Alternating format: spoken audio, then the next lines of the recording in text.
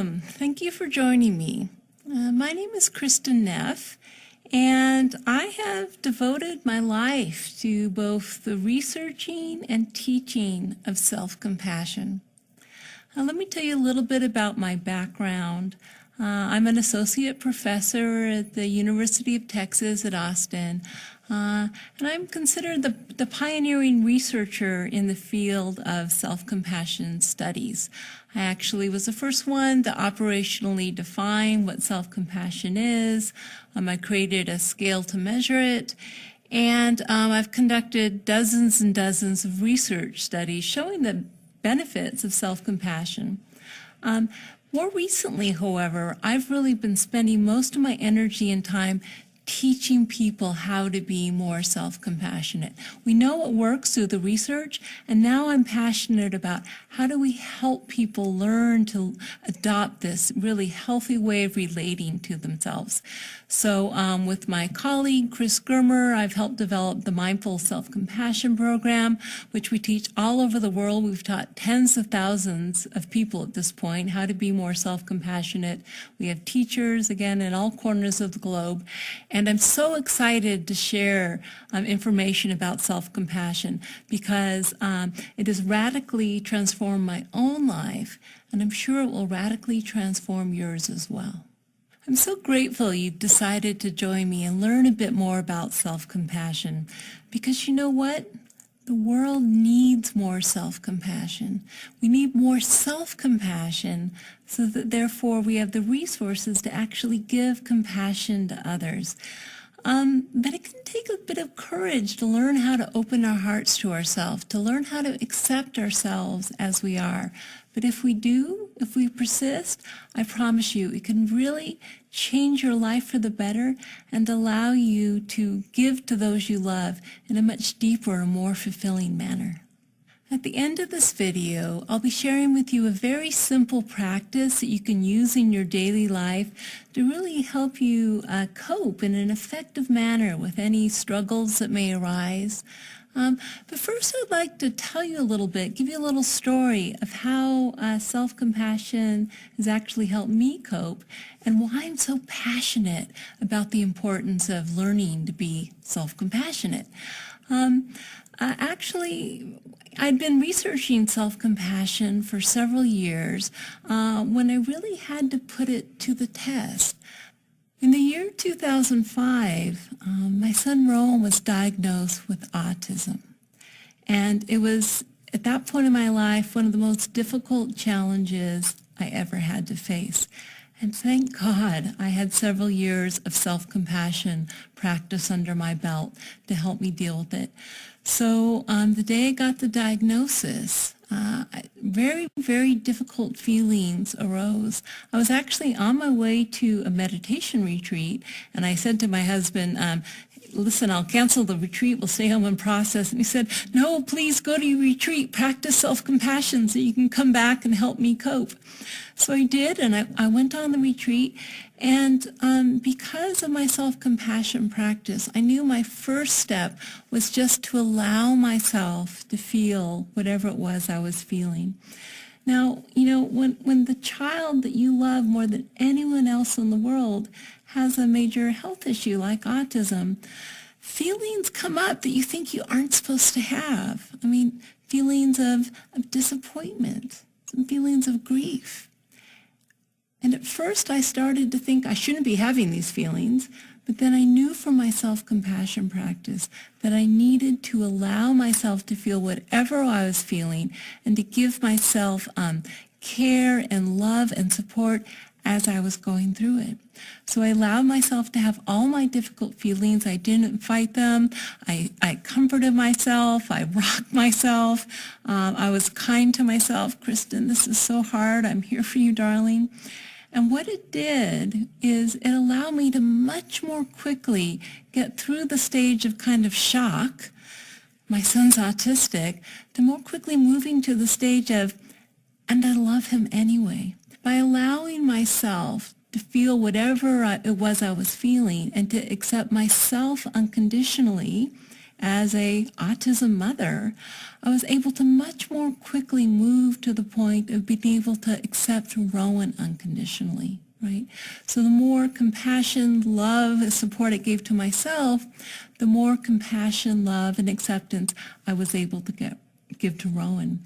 So when I got home, I really used self-compassion pretty much every single day, to be honest, to help me have the resources and strength needed to be the best mother I could be to my son.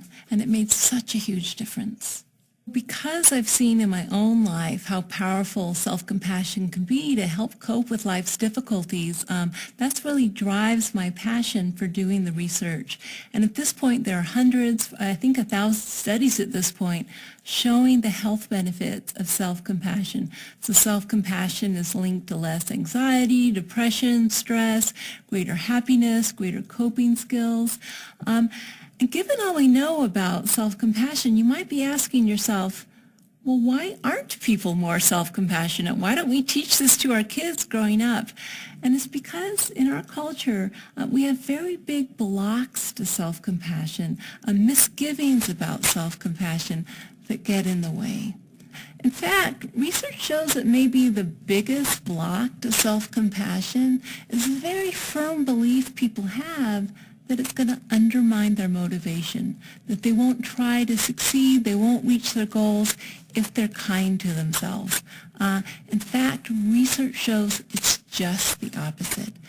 So what happens when we motivate ourselves in the typical way, which is harsh self-criticism? Okay, what we know through the research is when we're very hard on ourselves, when we make a mistake or we fail in some way, is we start becoming afraid of failure. We start becoming afraid of failure. We start developing performance anxiety, and we don't do as well, so we fail more often. We start losing confidence in ourselves, and therefore we're more likely just to give up. Okay? What we know with self-compassion is the more you're able to support and accept yourself in the face of failure, to not somehow think you're less worthy because you fail, but to say, hey, it's human to fail. This is part of the experience. People are more self-compassionate when they do fail. They're more able to just pick themselves up and try again. It's not the end of the world to fail. They maintain their self-confidence because they don't slam themselves to self-criticism. They still believe in themselves, so they're more likely to try again and to keep trying. It's actually easy to think about if we think of, how a parent might motivate their child. Let's say a father had his son come home from school with a failing math grade and tried to motivate his son to do better the way most of us normally try to motivate ourselves, which is saying something like, I'm ashamed of you. You're a good-for-nothing loser. It makes you cringe, doesn't it? But isn't that exactly the type of language we often use with ourselves, as if that's going to motivate us? Of course not. What that's going to do is just make us feel bad, become depressed, and just give up math altogether, right? But what if the father takes a compassionate approach? What does that involve? First of all, it means, yes, you failed. I love you anyway. Your failure doesn't mean I love you any less. But a compassionate father doesn't stop there. A compassionate father says, but I want you to succeed because I want you to go to college. How can I help you? How can I support you? How can I help you achieve your best? And so this is one of the ways that self-compassion actually helps us to thrive. It doesn't undermine our motivation at all. You may still be wondering, what exactly is self-compassion?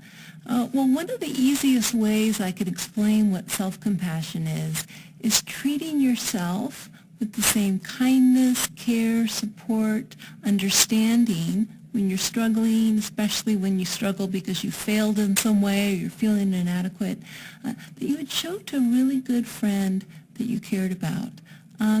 In fact, however, if you start to think about it, how we treat ourselves and how we treat our friends, most of us are pretty good at being kind and compassionate to our friends when they're struggling, but not so good with ourselves. In fact, there's a quote from the Bible that says, "Do unto others as you would have them do unto you." But really, please do not do unto others as you do unto yourself, because you're probably not going to have very many friends. So with self-compassion, what we do is we turn this around. We start to learn how to be a good, supportive friend to ourselves, especially when we need it most, and that's when they're struggling. The good news is anyone can learn this skill primarily because they've already developed it for others. Most of us have a lot of experience knowing what to say, the warm tone to use. We want to care for or encourage someone dear to us. So all we really have to do is first give ourselves permission to treat ourselves in the same way, and then remember to do so. So this is an eminently learnable skill. It just takes a little practice. My informal definition of self-compassion is treating yourself like you'd treat a good friend, but I do have a little more formal definition. There are actually several components to self-compassion, and it's important to know and learn them all. So the first component is the most obvious. It's treating yourself with kindness as opposed to harsh self-judgment, like we just talked about, treating yourself like a good friend. Another thing to realize about self-kindness is it means we're actively motivated to help ourselves. When we notice we're struggling, we actually pause to say, what do I need in this moment? And we try to give it to ourselves. Another important component of self-compassion is common humanity, recognizing that all people are imperfect, and all people lead imperfect lives.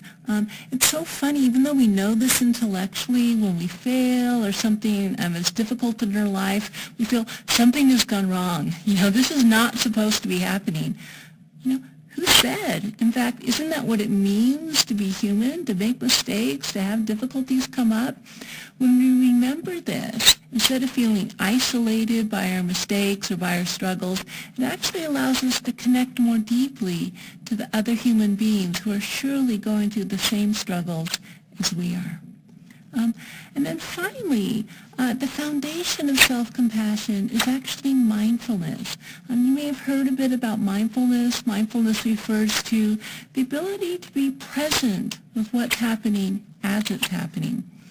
Now, in order to have compassion for ourselves, we have to have the courage and the presence to be with our difficult emotions. If we just immediately try to avoid them, stick our head in the sand, or try to fight them and make them go away, we don't have the space needed to step outside of ourselves and say, hey, you're really struggling. How can I help you in this moment? So mindfulness is actually deeply interwoven with self-compassion itself. So I'd like to teach you a brief practice that you can use to help bring in the three components of self-compassion when you need it most, and that's when you're struggling in some way in your daily life. Okay? So the first thing to do when you notice that you're suffering or you're feeling bad about yourself, or maybe you made a mistake, is to bring mindfulness to the fact that you are suffering. You can simply say, this is a moment of suffering, or maybe use language that feels more natural. Remembering just to say, this is really hard right now. I'm struggling. It's amazing what that does. Instead of being lost in the struggle, just remembering to say, I'm having a hard time right now. I'm struggling. Validating what you're feeling allows you to kind of step outside of yourself and notice what's happening. And then you can remind yourself of the common humanity of the situation. Struggle, hardship, failure, this is part of life. In other words, remind yourself that this is normal, that you aren't alone in feeling this way. You can kind of catch yourself before going down that rabbit hole thinking it's just me, because it's not just you. So remember, this is hard right now, and struggle is a part of life. This is what it means to be human. And then finally, you can just bring some words of kindness to yourself. It can help to add a gesture of kindness, maybe put your hands on your heart or give yourself a little hug if it feels comfortable. But the idea is this is where we say to ourselves the type of things we'd say to a good friend we cared about. For instance, I'm so sorry this is hard for you right now, darling. I'm here for you. What can I do to help? right? I care. Remembering to use this supportive language, again, using the type of warm tone you would use with a friend, what it can do is radically transform your relationship with the difficulty, allowing you to feel more able to cope with it. Okay, so just to repeat, mindfulness that you're suffering, this is really hard right now, remembering common humanity, struggle and failure, this is part of life. And then really important, and so may I be kind to myself and may I give myself the compassion I need. I hope you try it out because you may actually find that it gives you strength and resources to cope with difficult situations that you didn't even know you had. Not only that, the amazing thing about self-compassion is it gives you the opportunity to transform any moment of suffering into a moment of love and connection and presence. And that's really what we ultimately want for ourselves. So I encourage you to try it out. So although it is possible for anyone to learn self-compassion, some people are blocked by this deep suspicion that maybe they aren't worthy of self-compassion. So my good friend and colleague Chris Germer in the next clip is actually going to talk to you about how we are all worthy as human beings of self-compassion. So thanks once again for joining me and learning a little bit about self-compassion. I hope you'll be willing to consider bringing a little more self-compassion to yourself as you go through your daily life. And in fact, it would be wonderful if below this video here you can share a story of maybe some struggle you're going through, an aspect of your life where you feel you're a bit harsh with yourself, a little judgmental, and consider how adopting a more self-compassionate stance might really change things for you for the better.